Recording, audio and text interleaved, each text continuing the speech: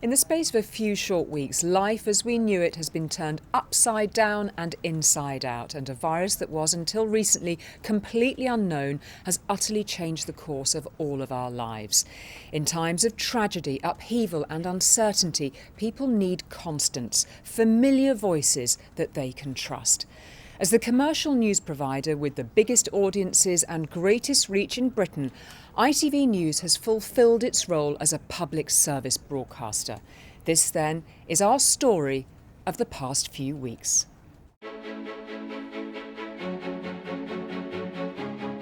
ITV is Britain's biggest commercial channel, long established and available free to everyone. We give this everything we've got. No doubt about it. You ready? It offers drama, high-quality entertainment, The winner of Britain's Got Talent, Lost Voice Guy! free-to-air sport, factual and daytime programming. What was the last information that you'd heard? That not everyone wants me to come back. In normal times, our news and current affairs programmes reach millions of viewers across the country. George, maybe you first, your initial reaction? Well, we are entering the Boris Johnson era of British politics. Delivering impartial news and useful, practical information on TV and on digital outlets. ITV News Central. Green Sands. The Peak District. Wrexham. We're live in Dublin. Tonight we're going to do things a little differently.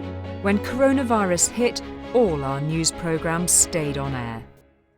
ITV News has played a vital public service during the COVID-19 crisis, informing millions of viewers across Britain about the key public health messages and also reporting on events in every community across the country. As the corona crisis developed abroad, ITV News' role was more important than ever. 3 weeks on from the first reports of this virus, it has now spread to almost all of China's 23 provinces. And as it came closer to home, its severity soon became evident. This virus has all the qualities of one that could cause a very concerning global pandemic. So for the time being, the NHS will have to remain on high alert with all the extra burden of work that brings it.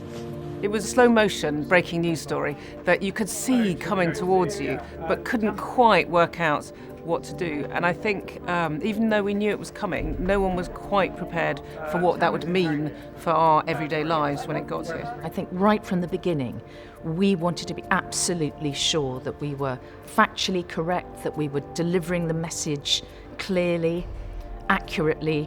We couldn't afford to get this wrong in any way at all because it was just too important. I thought Brexit might have been the biggest story of my career, but look at where we are now. This is a story which is huge locally, it's huge nationally and internationally.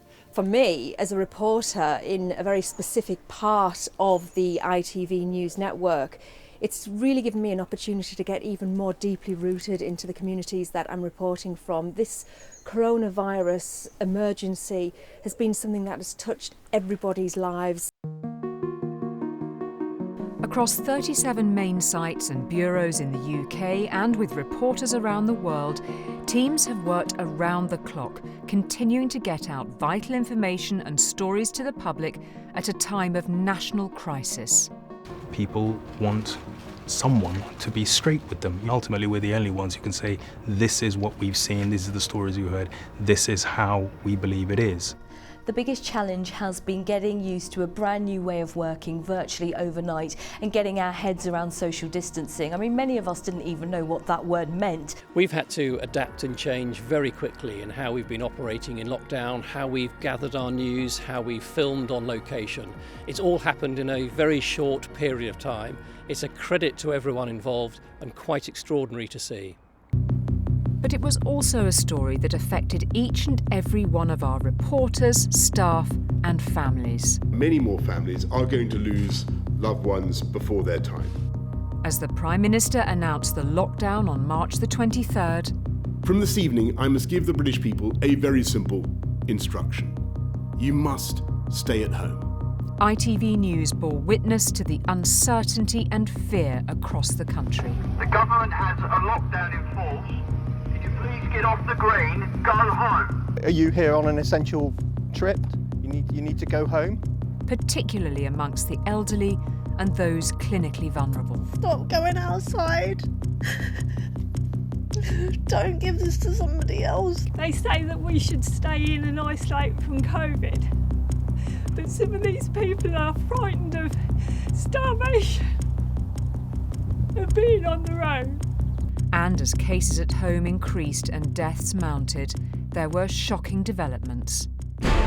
Stay at home for them, the 2 nurses who died of COVID-19 on Britain's deadliest day yet. A very significant development tonight. The Prime Minister has been moved to intensive care. Nearly 1,000 recorded deaths with coronavirus in 24 hours. People were turning to trusted news to try to comprehend a story that had fundamentally changed all our lives. But I don't think I've ever covered a story where I feel like the hunger from the audience to really understand everything that's happened and what it means for them has been quite at the level of this. As key workers, we had a duty to get our programmes on air, and safely, despite the unprecedented risks around us. Right from the beginning of the crisis, we took the view that it was absolutely essential that ITV news programmes, both national and regional, stayed on air throughout the crisis, but also that we did so whilst our staff were safe and members of the public were safe. Viewing figures at the height of the crisis were up 50% for lunchtime network news, 26% for News at 10 and 20% for our regional news bulletins. Internationally, So what do I say to the science? I say I don't believe your science because I believe my God. nationally, The burning question is why the corona pandemic is having such a devastating and disproportionate impact on the British Muslim community and other ethnic and minority communities in this country. and regionally. Frontline staff have finally been issued with personal protection equipment and sanitisers, but that's thanks to local gin and paint companies. Sanitizer, I hear yours is full of gin. 70% proof, it says. Our coverage has spanned the world, and we've seen compelling frontline reporting from where the pandemic began in Wuhan. What started out as an illness between co-workers at this seafood market has quickly spread across China and beyond its borders, presenting the authorities with a huge global challenge to contain an infection they don't yet understand. To a hard-working intensive care unit in Bournemouth. The majority of the patients here have been on the intensive care ward for a very long time. Many of them have been ventilated for more than 3 weeks. Our work in the ICU was mainly to get first-hand experience of what was going on in a hospital. I think filming in an intensive care was probably one of the hardest things I have ever done for ITV News. I don't think I had quite prepared myself for the intensity and the sheer emotion that I felt when we walked in there. But I think as journalists we had a duty during this national crisis to go in and really see firsthand what was happening. Across the regions and nations, we've continued to report on how coronavirus has been affecting local communities. This story has played out in many different ways across the ITV regions and nations, and what's been so impressive is how our teams have responded. Their local knowledge has been the key to getting this story right. They know what's happening around them, and that's reflected in their coverage. The role of regional news is also incredibly important. We have a real connection to our viewers that maybe isn't quite the same as the national news. We have broadcast thousands of news bulletins since the start of the outbreak, bringing our viewers the stories that mattered. Her dad, Nadir, was a career bus driver in London, but within weeks of this video being filmed, he was dead. There wasn't really adequate guidelines to protect bus drivers and other key workers. There was important interrogation of those in charge. ITV London has been crucial, but it's also been really important in holding me to account and holding others in positions of power to account, to make sure I'm challenged, to make sure I understand the concerns of Londoners and I'm addressing them. This is the biggest story that any of us have had to tell. I think we've got a huge role to play in holding people to account, you know, whether that is the government, whether that's a local authority or our local councils. On National News, our specialist correspondents have given clear insight into government policy and well-informed analysis and critique of how it is implemented, like testing. One of the reasons they ended up increasing capacity was because places, broadcasters like us shone a very bright light on how testing could massively help us get on top of this awful illness.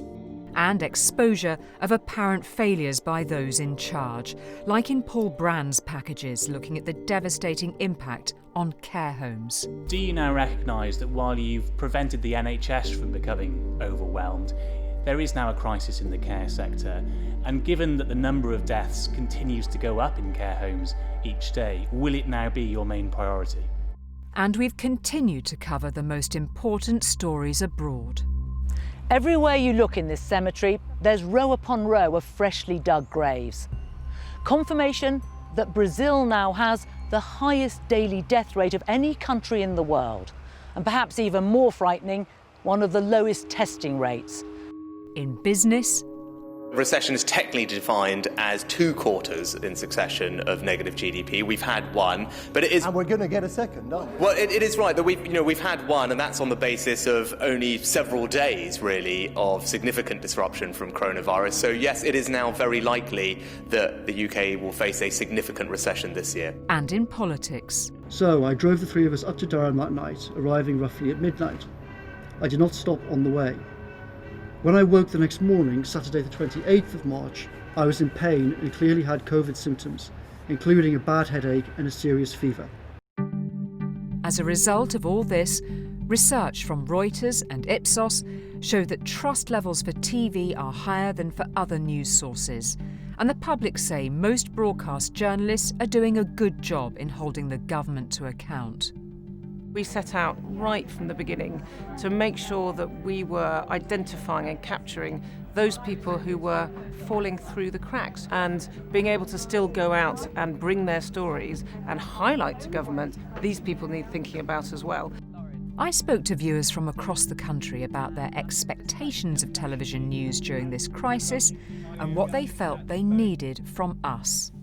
We rely on the credibility of the reporters, that they are presenting something that is factual. I trust ITV. I trust them to deliver news that is accurate. And in terms of clarity and the news explaining what you need to know at the various stages of this crisis, what have you made of that? I often think, and especially with Boris's speech on Sunday, is that the way he speaks doesn't necessarily always translate down into the way your average UK citizen would speak and comprehend. Whereas I think you then take that news that he's broadcast to the nation and portray it in a way that's much easier to digest and make relevant to you. What have you made of our coverage, both at national and regional level? I think that, there hasn't been a regurgitation of news stories and items. So it's been good to get stories, a broad base of stories, regionally and nationally, I feel. Our coverage has always held people at its heart, bringing relatable stories to our audience at times of crisis. I would say we're about people, we're not about policies in their most subjective form. We like to illustrate stories with real people. We just want to get everybody's stories out there as accurately as possible.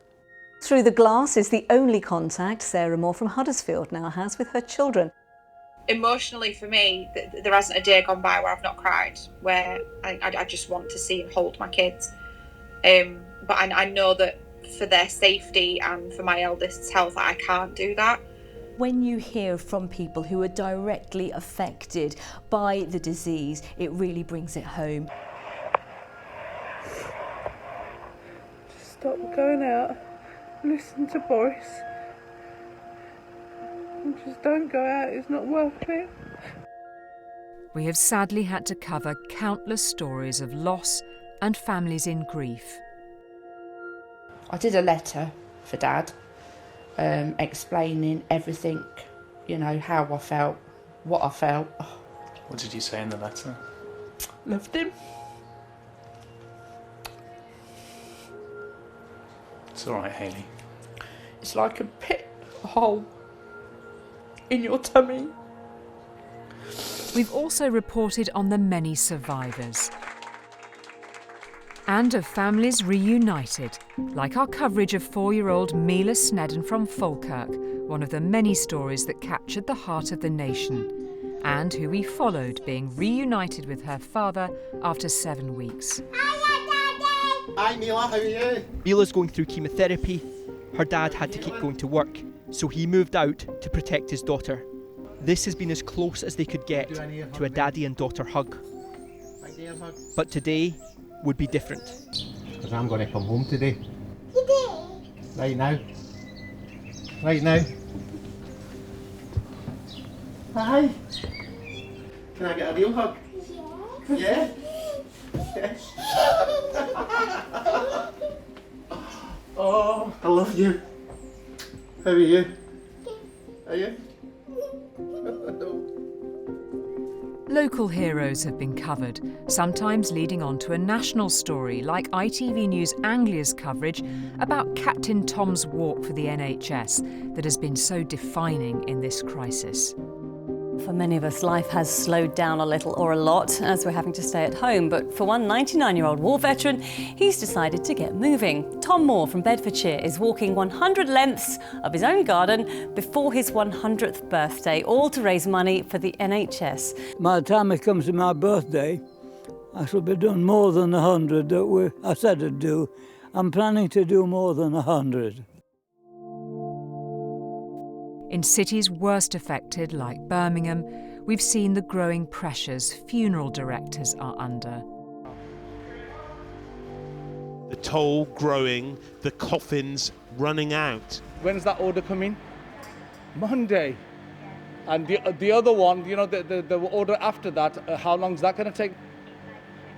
2 weeks. The suppliers are working around the clock. And as new evidence has become available, we've also shown the stories of the communities who have been worst affected. Dero Gouled, a carer, has seen the virus devastate her family. I don't want to really, pick up the phone call. You're just constantly worried and you're frightened. Who's next, or what's going to happen again, or who's been taken to hospital. 6, 5, 4... Using technology and innovation, ITV News adapted quickly to changed circumstances, reaping the benefits of the multi-million-pound investments that have been made over the last decade. OK, whenever you're ready. Adhering to government guidelines, social distancing measures were introduced in all our offices. Those in the office were kept to a minimum, and at the peak of the lockdown, around 80% of colleagues worked from home. I have to do quite a lot more from home. Actually, I was in quarantine for a bit, so I had to broadcast at home for the full 14 days. And now I do quite a lot of broadcasting from home. Is it possible to exit the lockdown unless and until we have a programme of mass testing? At ITV News London, the team has quickly got to grips with the new way of working. We do a lot of our interviews, or all of our interviews, down the line now. So it's Zoom, it's FaceTime, it's Skyping. Is that a lockdown beard that you're wearing at the moment? It is. I'm glad you noticed. I was tempted to cut my hair, but I thought, you know what? Let me stick it out. And has found creative ways of boosting the impact of a story, including capturing powerful visuals of the capital in lockdown. This carriage would usually be standing room only, but it is completely empty, much like the rest of the city. And I just thought I'd try and give you a glimpse as to how strange London looks and sounds at the moment using my phone and one of these, a 360-degree camera. Without doubt, the appetite for news has never been greater, particularly regional news. People can't get onto their doorsteps anymore, so it's up to us to tell them what's going on their doorstep. Across the board, ITV has managed to get over 60 hours of national and local news on air a week. We've got food upstairs, and we want to basically give them food packages. And critically, our regional news programmes have taken great care to reflect their localities back to the audience. London's newest hospital only opened for business a month ago. At ITV News London, the UK's centre of the outbreak, the team closely followed developments of the Nightingale Hospital. It took just 9 days to set up the hospital inside the cavernous XL Exhibition Centre in London's Docklands. But even as it prepared to open its doors, NHS managers hoped the Nightingale would be redundant. What we really want is for the people of London to not need this facility by staying at home, by washing their hands and social distancing. Speaking to workers at London Heathrow, making sure their concerns were heard. We've got to start testing people at the airport as soon as they land. We could easily get to the plane and just do temperature checks. We could easily do it. Just give us the equipment and we'll do it. We have been doing our utmost to make sure that a whole range of communities across London are being represented during this crisis. And crucially, held power to account. Many bus drivers are wearing their own masks. Some bus companies are providing gloves. The Mayor defended the decision not to give them all personal protective equipment. You know the shortage there is of PPE anyway for the NHS and for our social care staff. And as recently as yesterday, we rechased the government to get advice on this. And their advice is quite clear, that transport workers should not be wearing PPE. We've done our best to fulfil our role as public service broadcasters by holding politicians, but particularly here in London, the Mayor to account, to make sure that our viewers get the answers they want to hear about whether it's safe to travel around this city. The newsroom has also been keen to show uplifting stories too, like from London's West End cast of Tina, the Tina Turner musical. The West End is mothballed at the moment, like so many industries. So we thought, how can we tap into something that's very London, give a voice to some of those stars that, you know, Londoners have been going to watch for years, get them from their front rooms. You're simply the best, better than all the rest. The star of that, Aisha, she sang out Simply the Best. We painted her singing with shots of the clapping for carers, which was really, really very powerful. And actually that piece was retweeted by the original Tina Turner, the one and only Tina Turner. With so many people still unable to leave their homes, the importance of trusted local journalism has perhaps never been more apparent. If anyone is going to be trusted to deliver honest news, it's going to be public service broadcasters. And the team's efforts have not gone unappreciated. To have handwritten letters saying thank you for everything you're doing, thank you for your bulletins, thank you for reporting the facts is wonderful and really hammers home just how important ITV regional news is. Viewers have told us they found regional programmes a reassuring presence in their lives, as some familiar faces have also had to shield themselves. How are you doing?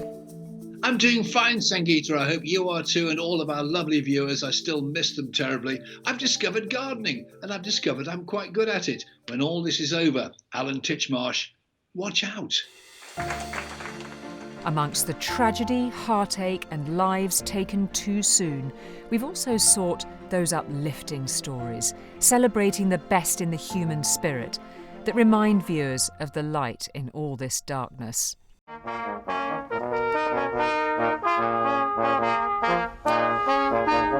That's right, when you hear the sound of trumpets on this street in Huddersfield, you know it's time to rush out and start cheering your heart out for the NHS. But one woman who never... We try to bring something a little bit positive at the end of each programme, something that's going to just make people feel a little bit better.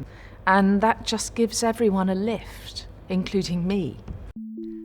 And what more could demonstrate coming together than ITV's NHS Day? It is a special day here on ITV, a day the channel is dedicating to NHS workers, thanking them for the work they are doing to save lives during the pandemic. Across the entire channel and every region and nation, We devoted our programming to support the 1 Million Claps Day. It helped raise over £1 million with a focus on the NHS and other care workers, those with the virus, recovering and those performing good deeds. Well, I think that the dedication of ITV of NHS Day is fantastic. Every Thursday we also paused programming for Clap for Carers and raised money for NHS charities together. OK, let's put those hands together. Our NHS Day was part of a much broader ITV mindset, ensuring we always bring our audience a sense of togetherness. NHS, we love you. Back with our audience members, did they think we were getting this right? I think it's so important to strike a balance between the serious news and also you could say the human positive news, because the last thing we want is to overwhelm the public with so many negative stories that the best thing they want to do is to switch off the TV. I do like the way that you seem to end a lot of the news nationally with a happy story, with an upbeat story. And I think that's really important. Usually I'm one of those sort of people that are like, I don't watch the news. It's all a load of rubbish. It depresses me. And I've always been that sort of person. And then my friend actually told me to have a look at ITV News. Like, you'll get what you need, but it's not too much. But I love that you give us, this is what's happening, guys. We have to be aware of the facts. I get everything I get from other news stations, except I get a cuddle at the end. OK, well, I'm going to think of it in very different terms now. A cuddle at the end of the bulletin. Cuddle. It's not just on the airwaves where ITV has been making strides in delivering trusted, quality journalism. Digital has been working across social media, podcasts and the ITV websites to attract younger and diverse audiences with innovative content. I think one of the key things about digital is that ability to reach new audiences in new types of ways. And one way that ITV has done that in particular is with the Rundown. Hey, I'm Amani and this is The Rundown. Hope you're having a nice weekend. Here's some of today's top stories. The Rundown is a social media news service for young people aged between 13 and 17. And during the crisis, we've actually launched on Snapchat, which has meant we're able to reach millions and millions of young people in a new way that ITV hasn't actually done before. We won an award for Best Launch of the Year. The Rundown only actually launched in September, and since then we've been going out 7 days a week to reach young people, and to be acknowledged and be awarded for that is a really great thing. More broadly across ITV News, we now have 53 million web views a month, up from 19 million a year ago, with many more on Twitter and Facebook. One of the remarkable things that we saw right at the beginning of this crisis was the amount of hunger for regional news. We've seen across our websites and across our social media, in some cases tripled, but generally doubled the amount of audience in our regions, and that goes right across the ITV News regional network. And there's been the launch of a weekly podcast during the pandemic too, with in-depth analysis of the crisis and featuring special guests and their stories in lockdown. And I'm delighted to say from lockdown, joining us today, Sir Trevor McDonald. Julie, it's lovely to talk to you. It's all culminated in forging new relationships with audiences right across the country. It just shows the value of ITV News, the value of quality news. At a time of crisis, people are coming to us not just on programmes but online and digital platforms as well. With our long-form commissions, we've been able to explore the stories behind the headlines in greater depth. Farms across the UK now fear that thousands of tonnes of food could simply go to waste because they haven't got enough workers for the harvest, starting right now. Tonight has been informing viewers about the threat since January, with record viewing figures when the lockdown hit. And since then, approaching the story from a variety of angles that matter to our audience. From focusing on the elderly in Britain, wash your hands? To cheering on our NHS. To everybody that looked after my parents, I thank you with all of my heart, thank you. And inspiring stories of courage and survival. Thankfully, the results came back negative and she was able to return to duty today and be reunited with her daughter. In the window! I think when it comes to current affairs, we're able to offer more depth, more perspective, whether that's on PPE, on, say, Trump's response to the pandemic, on the race for a vaccine or a cure, what's been happening in our hospitals. We're able to accumulate, a much broader and longer form. Our coronavirus Q&A has brought the answers to people's questions. So let's start with this question from Amanda. She wants to know, my neighbours have been meeting friends and family in their gardens. Is this allowed? Well, as I think Amanda suspects, these kind of garden gatherings... Martin Lewis has done weekly specials on the impact on people's finances. Well, we've got lots going on, of course. You can ask me your questions, whether it's on furloughing or self-employment, or the big one coming up all the time. They won't give you a refund when something has been cancelled. And Peston has held power to account.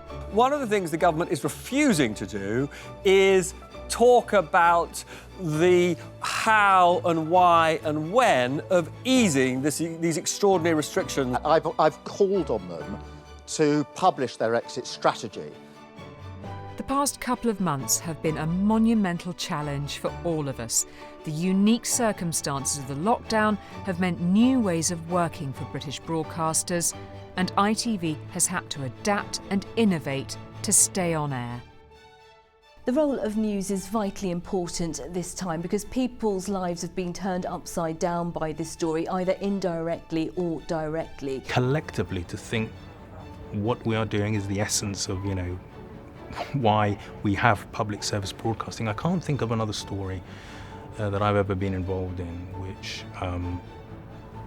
of which that's true. I think the people of ITV News have shown great imagination and innovation in finding ways to work in different ways to keep ITV News both nationally and regionally on air throughout this crisis. And as a result, they've been able to give ITV viewers the information they've needed in their lives to deal with one of the most difficult periods of life for so many people across the country. And ITV, as a public service broadcaster, has risen to the occasion at a moment of national crisis.